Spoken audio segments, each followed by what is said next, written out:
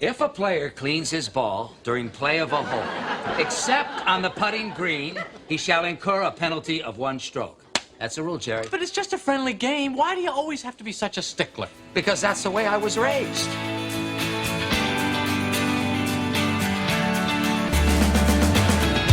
Welcome to Spirit of the Game, brought to you by the Colorado Golf Association. Here are your hosts, Ed Mate and Lewis Harry. Okay. That's clearing the voice for Aaron to know we're about to start recording. And we are back for another edition of Spirit of the Game. This is going to be so much fun. It's like you've gone off on a journey.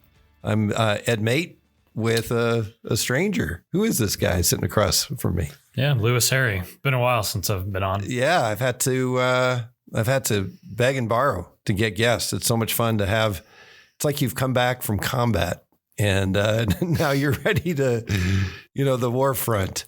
The season is over. This is the November podcast. It's amazing to me how people start saying in August, you must be about done, right? And you're not even close.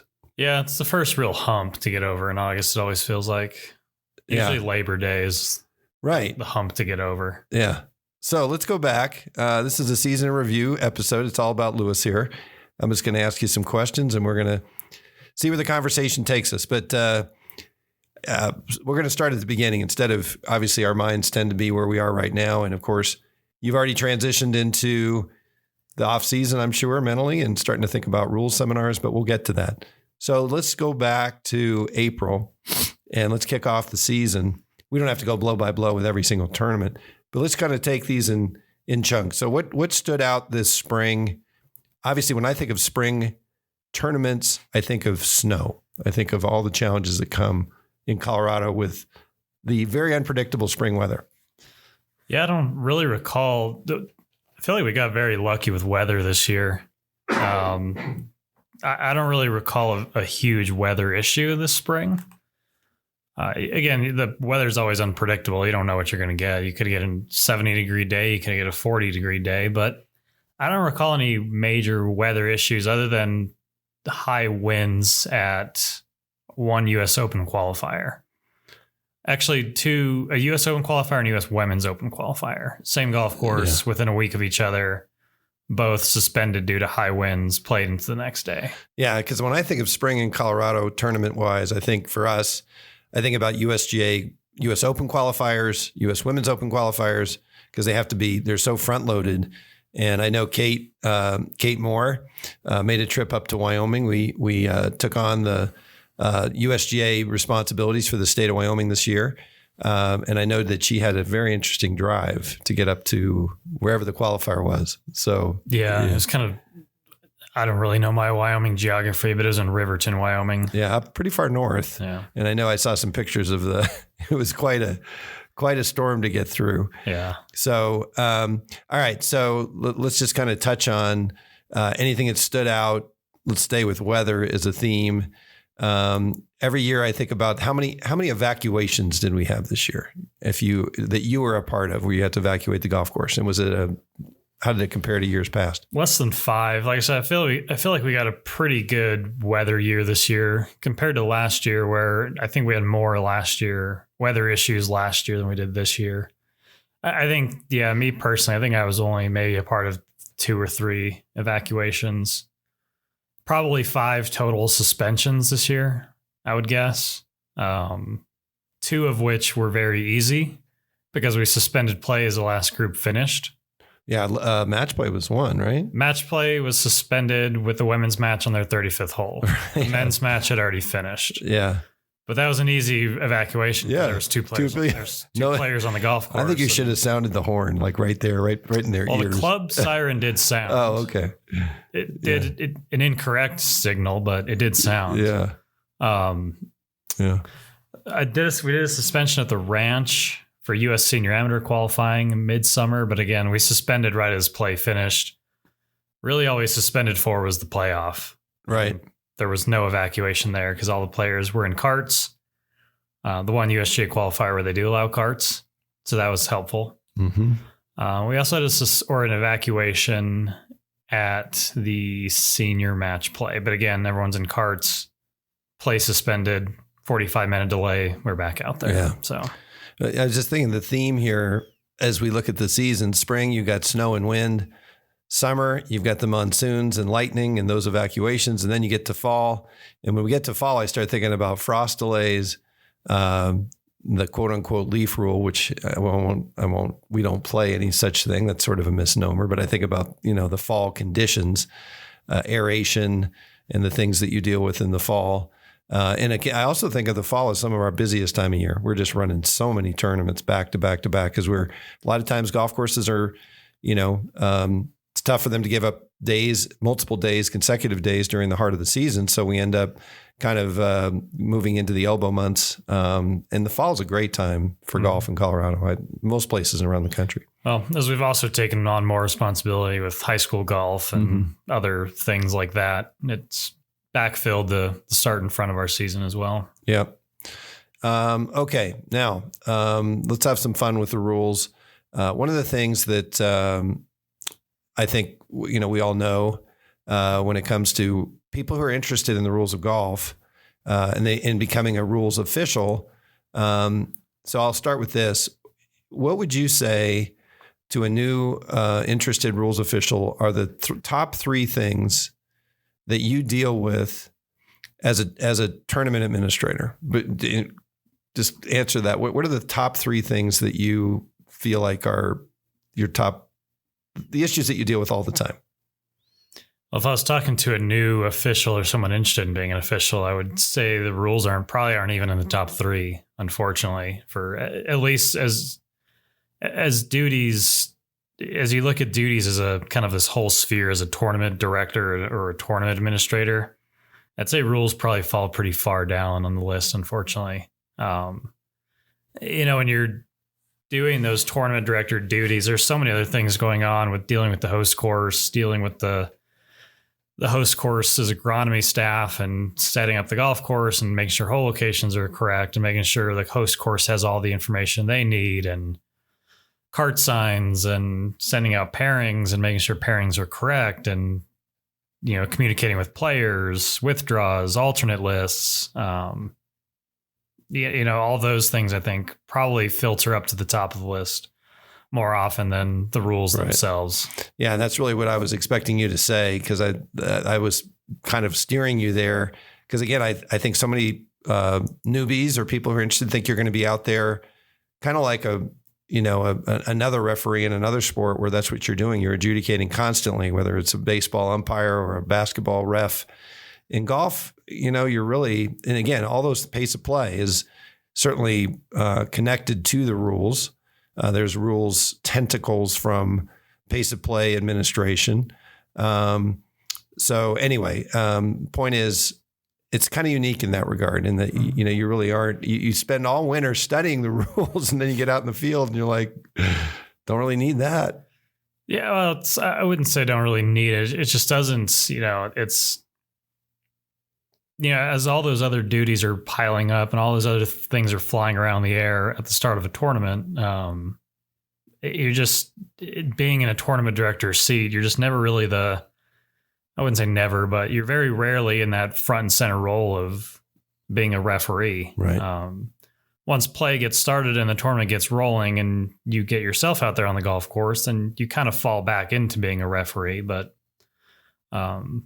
yeah, it's not first and foremost by any means. Well, and particularly for you, I mean, you're the, just like all of our tournament staff here, rules and comp staff you're everything. You're the admin, you're the course marking guy or gal, you're the, liaison with the club, you're the weather person.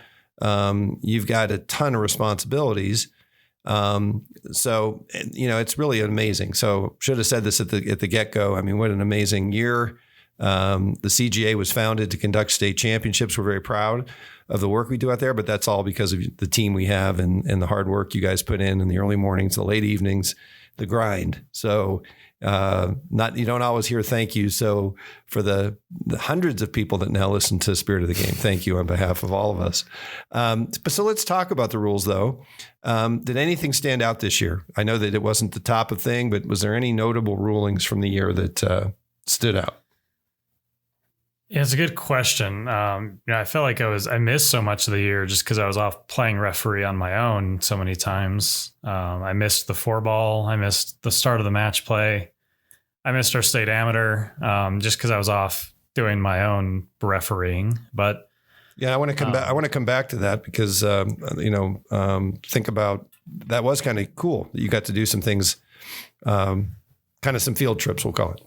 Yeah. So we run this list throughout the season. Some tournament players might know this, some might not. But if you've ever WD'd, no-showed, no-carded, DNF'd, or got disqualified from a tournament, your name's on a list in our office. I don't know if, again, some players might know that. Some players might now know that. But your name's on a list, by the way. If you're a multiple offender, your name's in red on that list. But after compiling that list, throughout the season of all those things combined, withdrawals, no shows, no cards, DNFs, WDs, DQs, we had 151 occurrences this season. Wow. That's a lot more than I would have guessed. And some of those, I think 30 something of were WDs. Yeah. So someone started round one, played round one, WD'd before round two. Right. Still goes down as a WD. Yeah. You didn't finish the tournament. Or, you play night, you play 7 holes, hurt your shoulder, don't make the turn. It goes down as a DNF. So things like that. It's not always, I wouldn't say not all 151 on the list are, we'll call it mischievous or in malcontent or anything like that. Some of them are. But of that 151, we had, I think, if I remember right, we had 9 disqualifications this year. Okay. And the majority of them were either, I think 3 of them were wrong ball related. Played a wrong ball, didn't correct. 2 of them, I think, were signed for a lower score or scorecard issue. Which people say, well, why is that still a DQ? We should just correct it, give them a penalty and correct it and move on. But it's not how it works. Right. We had 1 DQ for a conduct issue, and then a couple other random, wrong place, whatever else. So it's just surprising to me that we, you think, you either hear about, he got DQ'd for this, he got DQ'd for this, but out of, however many rounds we played this year, 3,000, 3,500 rounds played on the CGA this year, there's only 9 DQs. It's pretty low percentage. How many second balls were played in doubtful situations? Probably, I don't have a list of that or a record of that, but probably quite a few. I mean, there's, as many tournament players know, the procedure for playing a second ball is on the back of every printed scorecard. When we take rules calls over the phone, if it's something that it's hard to answer over the phone or it seems like a complicated situation, we always encourage a player to play a second ball if they're comfortable doing that. I know that sometimes players just play second balls on their own and then report it scoring. So I would say quite a few. Are the calls increasing? Because that's relatively new. It's not that new. It's probably been around now for at least a decade that we've been publishing the phone number of the tournament director and encouraging players to make a call. It was funny when cell phones first started becoming more common. The rules committee really struggled, and every golf association discussed in great detail what should our policy be about these? Should they be allowed? What's the penalty if they ring?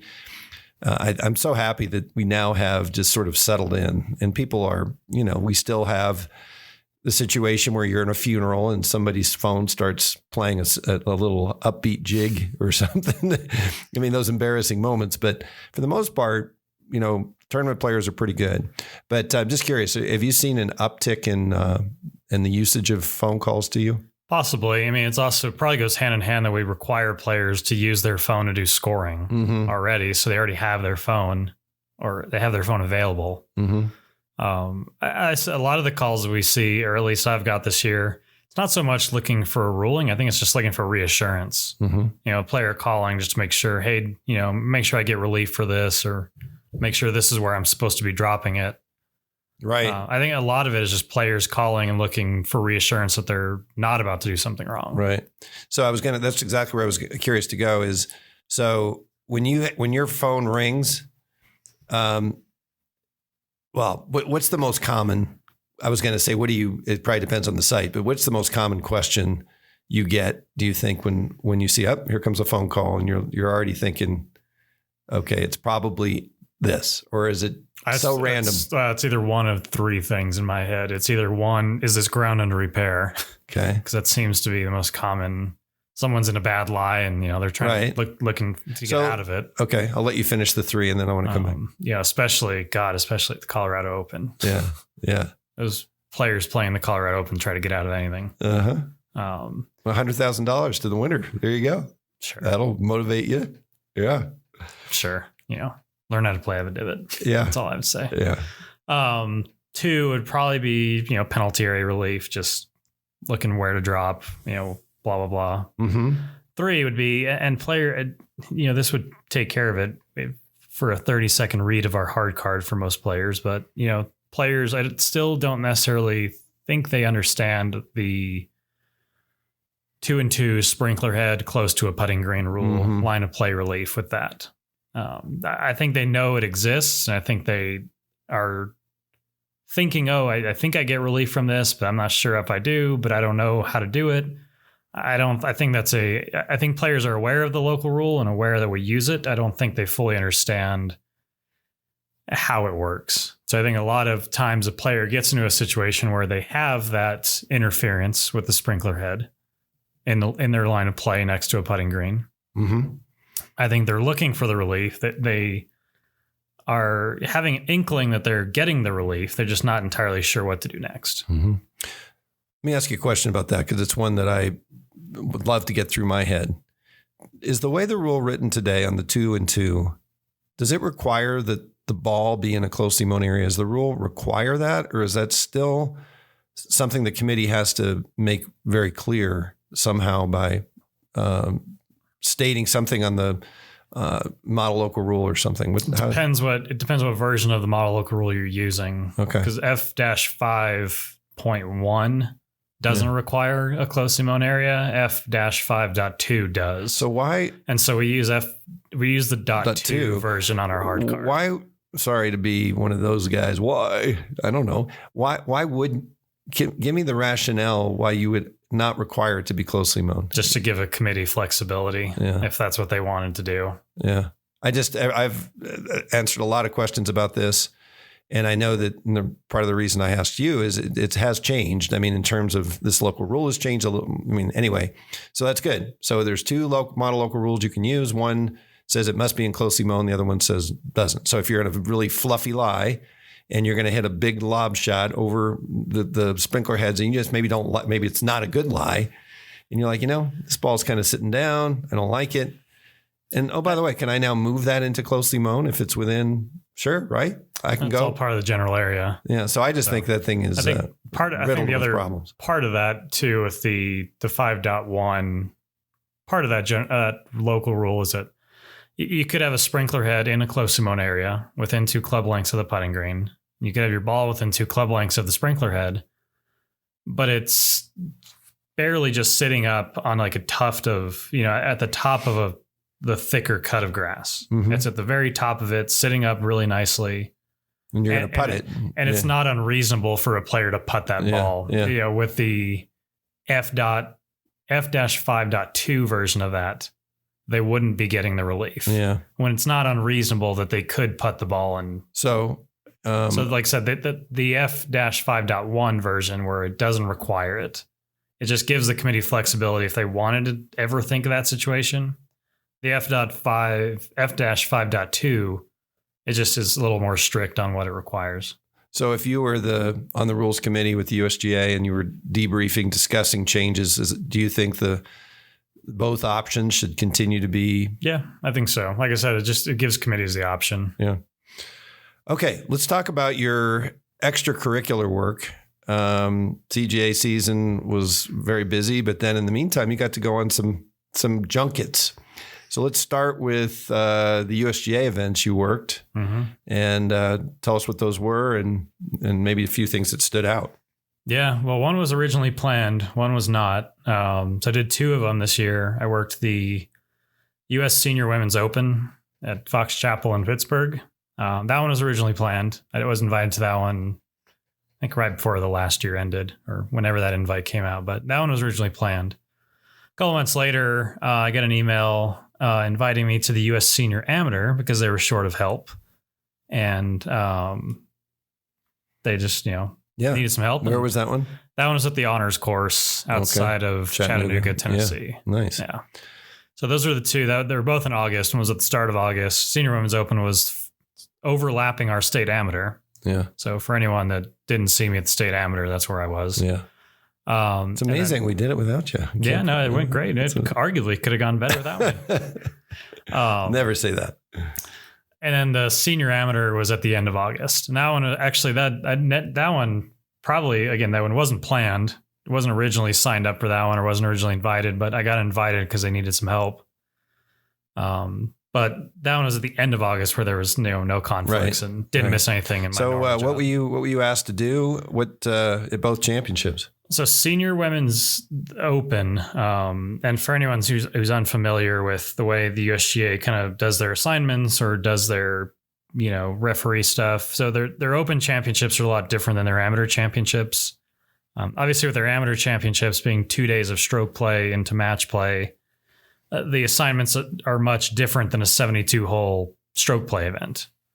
With the amateur championships, you need referees for the 2 days of stroke play, but then you need a match referee for each match going into match play. And sometimes you have more referees than needed, and then you have forward observers and rovers and all this stuff with their amateur championships. With their Open championships being 72 holes of stroke play, for the most part, you're just assigned to a hole. You're a hole referee. And there's typically 20 referees on the committee, 18 holes. Sometimes there's a referee in the drive zone and a referee by the green on a hole if it's, kind of a complicated hole. But for the most part, you're a hole referee. So I went into the championship being assigned hole 11, 4, 13, and 7, I think, or whatever it was. Different hole every day. Correct.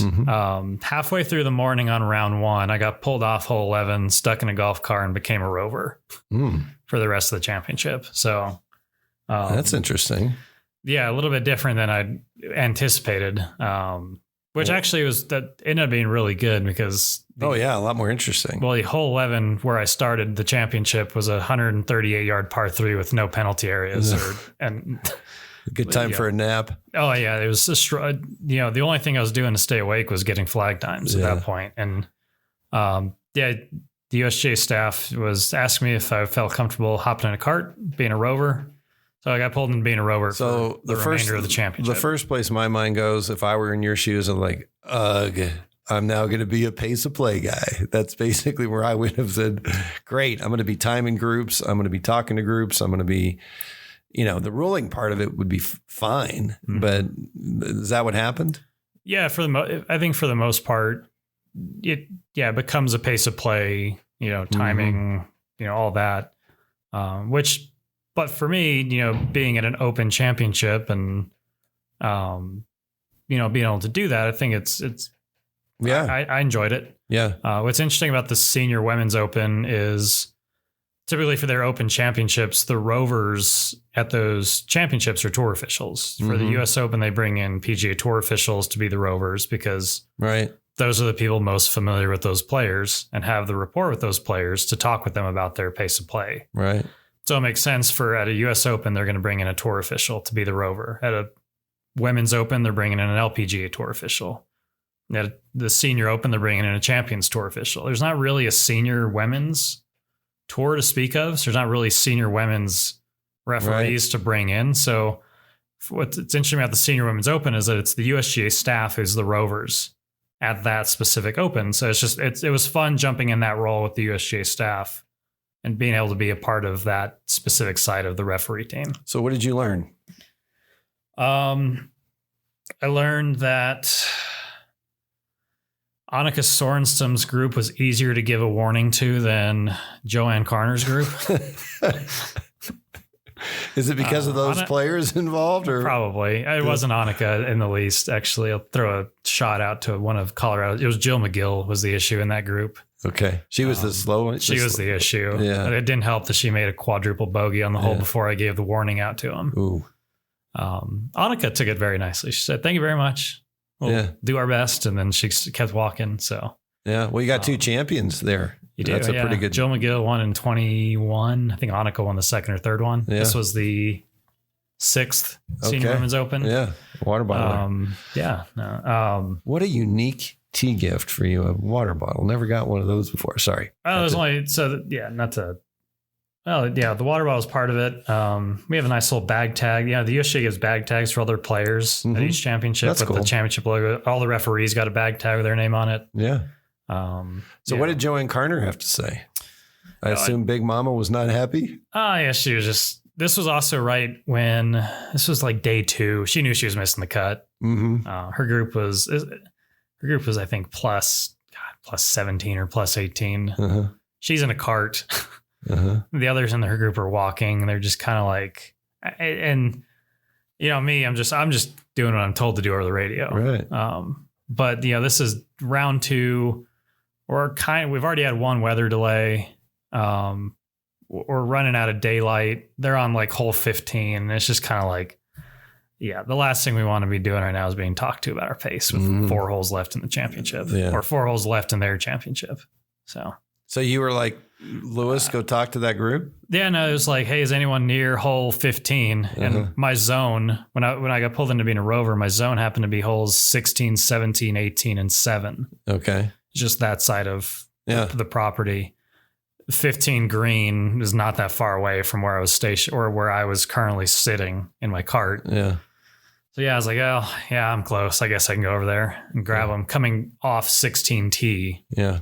So it's just, I happen to be the lucky one that was the closest. So did you find over the course of being a rover that your approach, style, bedside manner, rapport changed, or you became a little bit more comfortable with it? I think I've always been somewhat comfortable with it. I don't have any issue talking to players or letting them know that they're behind or this is a warning or you're going on the clock.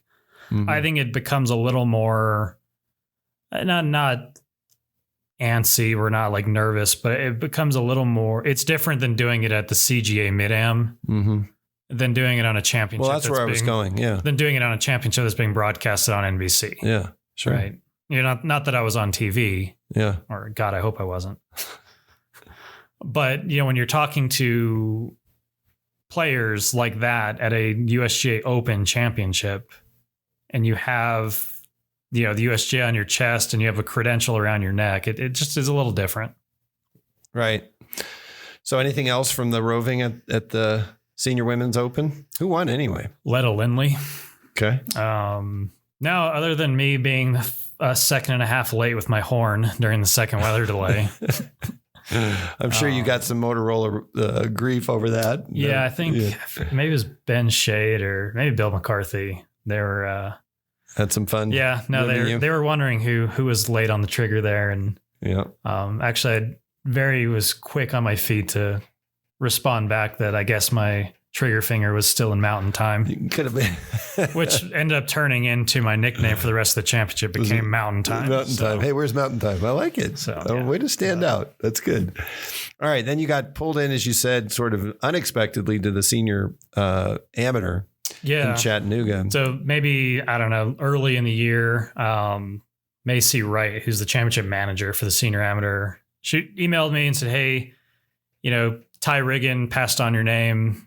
Thought you'd be a good addition to the rules committee. We need a couple more people to help out with the championship. Can you help out? And it's, absolutely would love to. It actually ends up being a perfect spot in the calendar. There's no conflicts. It's a slower time for us. The only thing really going on here was it was the start of the BMW championship, but I really had no involvement with the BMW. So it was, be great. Would love to. I only ended up staying through the 2 rounds of stroke play and the first round of match play. I didn't stay through the whole championship down in Tennessee. Whereas the Senior Women's Open, I stayed through all 4 rounds and worked the whole championship. But I only stayed through the first round of match play in Tennessee. Yeah. By that point, when you get down to the round of 32, round of 16, they typically have enough referees at that point to. And what was your assignment? For the 2 rounds of stroke play, we're zone officials. So we have a couple holes in a zone to take care of. You're kind of roving through that zone, but there's so many other referees on the golf course during that time where in my zone one day it was 1, 18, and 2. But if something happened on 17, I wasn't driving, a quarter mile over to 17 to go get that ruling. Right. But if it was something happening in my zone, or if I see it happening, I was going to go do that. So I had 2 different zones, one on the front, one on the back during the 2 rounds of stroke play. And then I was a match referee for the first round of match play. Anything come up in the match other than who's further from the hole? My match was possibly the most boring match I've ever refereed. Both those players hit it really well, kept it in the fairway. We had 2 rulings in that match. We had one where it was a matter of if the ball was on the green or not. Mm-hmm. Because at the honors course, and if anyone's ever been to the honors course, you may maybe remember this, you may know this, but the way the putting greens and the surrounds are cut into each other, the edges of the putting greens are almost indistinguishable from the fringe or the surrounds. And rather than putting dots everywhere on each putting green, as some committees do to define the putting green, what we did that week was we used the shade of grass to determine where the putting green was. So the darker shade of grass was the putting green. The lighter shade of grass was the general area. Okay. So, and it wasn't exactly always a clear cut line. Sometimes it was a squiggle. Sometimes it was a little splotchy. So it just became a matter of, is your ball resting on darker grass or lighter grass? Mm-hmm. If it's resting on darker grass, you're on the putting green. Any part of it. Any part of it. Yeah. If it's touching, if it's 50-50. If it's touching any part of that dark grass, we're going to consider it on the putting green. Right. If it's not touching any of that dark grass, and it's all in the lighter grass, then you're still in the general area. So that came up once. A player, he was just asking, because he was looking to lift the ball and clean the ball. Yeah. And then another one was just a matter of ball crossing over into a yellow penalty area. Yeah. Player, would yellow penalty area, his only option was he either could have gone back to the tee or back on the line. Back on the line was going to put him on a cart path, or further back was going to put him in a red penalty area. So just, trying to figure that out. But other than that, my match ended on hole 15. Yeah. Pretty boring otherwise. Yeah. Well, as they say sometimes about rules officiating, it's hours aboard. It's like being an airline pilot, hours aboard with a few moments of sheer terror. Yeah. Hopefully no pilots have to experience that. Okay. So then your other opportunity was with the Corn Ferry Tour. Yeah. This was for the first one. This one was back in June. It was kind of around the same time I got invited to Senior Women's Open. How did that come about, by the way? Was that sort of through the USGA, or it does seem? I mean, it's a completely different side of championship golf. You have the amateur side that the USGA oversees, and then we work through that side of the fence. But how did that come about? So the contact I had for that, Jordan Harris, he's a chief referee on the Corn Ferry Tour. I had met him previously at IAGA because him and Ken Tackett were there doing a breakout session on refereeing. And I'd met Jordan there, and we introduced myself, and we talked for a little bit. But then a couple months later, he had reached out and said someone from the USGA had passed on my name to him. I forgot who it might have been. Because also Daniela Lendl, who works on the Corn Ferry Tour, as Yvonne Lendl's daughter. Yeah, she used to work for the USGA. Right. So she's on the Corn Ferry Tour now. She's on the Corn Ferry Tour now. Okay. She was on the crew actually at the event I worked at. So, but anyways, my name got passed along to him. He reached out, asked if I'd be interested in coming out and doing a guest referee assignment.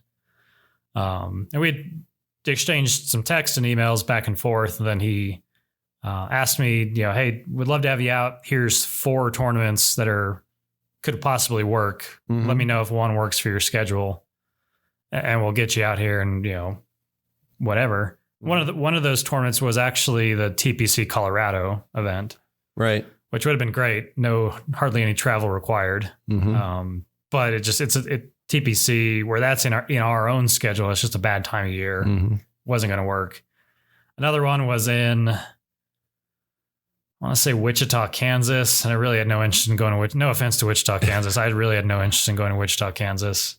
And then another one was I had another conflict already. So then the one that ended up working was the BMW Charity Pro-Am in South Carolina. Okay. Which is an interesting one to go to in itself. Does WGA run that one? No. Okay. I don't. Because BMW is headquartered in Spartanburg. Yeah. Where the event's Okay. at. I don't think the West. Well, of course, you know that part of the world from your time in Philly. Yeah. So an interesting one to go to just in general, because it's a 2-course event. It's a Pro-Am format. And you also have the courses are not particularly close to each other either. One's in Spartanburg, the other is in, I want to say somewhere, half an hour away from Spartanburg. Mm-hmm. So I can't remember where Carolina Country Club was, but I worked the second golf course for the first 2 days and then worked the primary golf course on the weekend, which again, it's a Pro-Am format. So you have, one pro, one amateur playing, but the pros still playing their own ball. And half the amateurs just don't know when to pick it up. So the pace of play wise, very, very much a heavy pace of play tournament for that one. Again, when being in a rover position on the Corn Ferry Tour, the size of crew we have, everyone's a rover. Right. You're not just stuck on a hole or you're not in a zone. Everyone's kind of a rover. Yeah, you might be assigned either front 9 or back 9, but everyone is kind of a rover at that point. And what was nice about being a guest referee for that is that they kind of bring you in and they treat you as just like you're employed by the Corn Ferry Tour for that week, and you're just like any other referee. So it was a good experience, and I really enjoyed it. Getting to know the people I was working with and those guys on the Corn Ferry and seeing what they do on a weekly basis. Being in obviously the players who are out on Corn Ferry week to week probably know those referees. So when they see someone like me, they, who are you? Or I need a second opinion. When I'm coming in for a ruling, they're kind of, a little unsure of who this person is. Right. Kevin Chappell did give me I need a second opinion, which I was happy to give him. And the second opinion didn't change my opinion or the ruling I gave, which a little validating. So, but no, it was, I very much enjoyed the experience, liked doing it. It'd be tough to do that 30 weeks a year. Yeah. That'd be a tough. Well, that's kind of where I was going as we put a bow on this part of our chat. And as you look back on the season, you really had the tale of 3 jobs. You had the CGA, the work obviously your day job, and then you had an opportunity to work USGA championships and both an open and an amateur. So really good. And you got to work a Corn Ferry event, not to mention the Colorado Open, having a little taste of the BMW, just shadowing a rules official. You really got a pretty amazing year in terms of learning experiences. So what were the best parts of each? I mean, and I guess if you had to pick, I sure hope you say I want the CGA is the best, because we don't want to lose you anytime soon. But what kind of stood out to you in terms of the culture, the approach, the ethos of each of those spheres of tournament admin? Yeah, I think I'll kind of wrap the best part of it in kind of all together for all 3, USGA, Corn Ferry. The best part of it is that, back to the beginning of our conversation, I'm not having to worry about pairings and alternate lists and, printing this and cart sign, that I don't really have to worry about. I just get out there and I just get to do the rules. So that obviously you don't have to drive up in a trailer and unload supplies, tents, steaks. Yeah. Oh my gosh, TVs. Yeah. No, I just get to drive in a rental car that the tour booked for me and then pooped out on me halfway through the week. Nice. So that was good. Different story, but story for another day. Yeah. So just being out there, and same thing with the USGA, when you're out there and you're just a referee and you just get to be doing the rules. It's a lot of fun. And I've kind of talked about, I think I've talked with a few people about this before. I enjoy doing refereeing a lot. Again, doing it 28 to 30 times a year as a full-time referee. I think that'd be tough. I don't know if my wife would particularly enjoy that lifestyle, especially, starting a family at some point and doing all that. But being able to get invited to USGA events and going off and working, a couple of those and being able to go to Corn Ferry. Very fortunate that, being able to have those opportunities and getting those invites. So hopefully be fortunate enough to continue to get those invites in the future and keep on doing it. Yeah. Well, it is interesting. You made a point about how the rules staff for a Corn Ferry event is much smaller than the rules staff for a USGA event. And of course, when you get into match play, it's a different animal. But do you feel like there is a need? Do you think that the USGA, if you were like building your own, and we'll keep match play out, you're building your own rules team for a 72-hole stroke play tournament. Do you have a sense of how many people, qualified people, and obviously that brings in quality over quantity? What are the pros and cons of their different styles? Yeah, it's so just dependent on either event to event, course to course, because you look at Corn Ferry, like we had down there working the second golf course for that event. We had 7 people on that crew for that. And again, much less spectators at the second golf course, much less infrastructure, much less everything.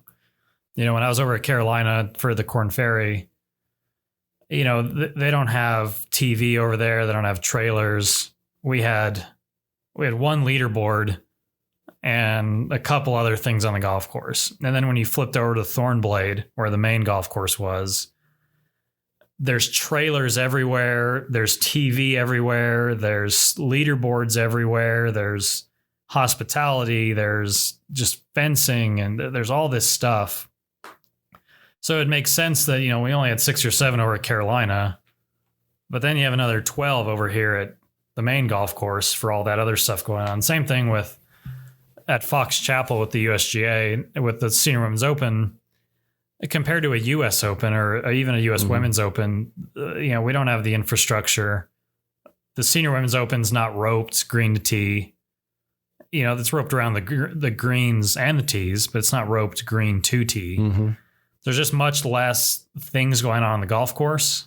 And I think it lends to just much less need for having 40 people out there. Right. Now, I think for Senior Women's Open, I think we had 24 on the committee, including the USGA staff themselves and the actual committee.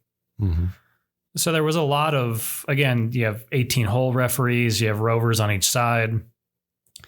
You have someone, Ryan Farb had to leave the golf course because he had to go on broadcast and be the rules guy on broadcast. You have a chief referee that's, trying to manage all of this. You have a pace of play administrator that's trying to manage that. So I think it's just different needs, different golf courses, just, Yeah. But I will say that, compared to our CGA events sometimes where it's just myself, a couple interns, and maybe one volunteer, a little different of a challenge there than with 20 other people. Yeah. So as we wrap up here, it's now November. And what's up? What's other than some well-deserved rest and R&R? What does the winter look like, and what are you going to be doing over the next couple months? People say, what do you do in the winter? What's your answer? Yeah. Plan for 2025. all of us on the team are deep into site selection right now and trying to get sites and reaching out to people and trying to get some dates. And USGA wants us to get all of our qualifying sites by the end of the year. And that's always a tall task for us to do. And especially in Colorado with trying to get our own stuff solidified first before we do any USGA stuff. Cause it's hard to place a 1-day qualifier when you still have a 5-day championship to place. Right. But yeah, just site selection, kind of shifting back into rules education, rules studying mode. Signed up for my rules workshop today. Where are you going? San Diego. Was there one in Denver? No, not. Okay. Have not returned to Denver. Yeah. But San Diego in February. That doesn't sound too bad. It sounds a lot better than Ann Arbor, Michigan or Des Moines, Iowa. No offense to Ann Arbor, Michigan, But again, Des Moines, Iowa. Again, in the case of these seminars, it's less important where they are because you're not exactly going to be out gallivanting. It's more important who's the teacher and have you heard them before and is it an advanced workshop and those other things, right? Yeah, for the most part, it's a lot of it now. It comes down to the date. I never want to go to the first one because I don't want to cram my studying into a month and a half. I also don't want to go to the last one and have to be studying for 5.5 months and get bored with it. Yeah. As much as I love the rules, then studying for 5.5 months, you can kind of get, that's a good idea. So you pace yourself. So I kind of try to do it in the middle, kind of that end of February, start of March timeframe. Gives me enough time to do enough studying that I need to do and then it gives enough time to where as soon as I take the exam between there and the start of the season, it's enough time between those two time frames to where I'm not pushing it right up to the start of the season. Right. So going to start getting back in the book, start studying for that. I don't necessarily need to take the exam again. Our scores are good for the 4-year cycle of the rules. The score whenever the cycle started back in 23, that score is good until 27 when the new cycle starts. So I don't really need to take the exam. Yeah, but we all know you're still seeking that magical. It's just more of the chase for the hundreds. Still, yeah. So where are you? My last score is 98. Okay, you're getting there. So you just got to work on that one up and down on hole 5. You got to, whatever it may have been, maybe the pencil lead broke. I don't know. You misadded something. The guy next to you sneezed on your test paper. And well, now I've started to take the exam at home on the computer. Right. So in the comfort of my own home on my own computer with no other distractions, which has been nice. Well, that's pretty amazing. Well, listen, thanks for an amazing year. Fun chat, nice little look back on 2024, and here's to a great 2025. Yeah. Thanks, Louis. You got it.